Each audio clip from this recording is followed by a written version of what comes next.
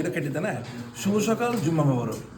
আজকে আমি কাচ্চি বিরিয়ানি করছি। কাচ্চি বিরিয়ানি করার জন্য যে পদক্ষেপগুলো আছে, স্টেপগুলো আছে, যে টাস্কগুলো আছে, সেই টাস্কগুলো আমি ব্যাখ্যা দিচ্ছি। প্রথমে আমরা কাচ্চি বিরিয়ানির জন্য যদি 1 কেজি চাল নিই, তা 2 কেজি মাংস নিতে হবে, খাসির মাংস।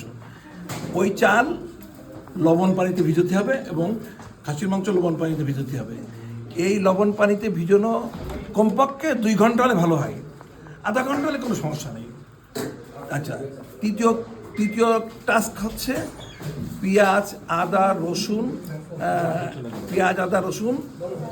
হচ্ছে এটা করব, ছিলবো এবং পেস্ট করব এবং বেরেস্তা করব।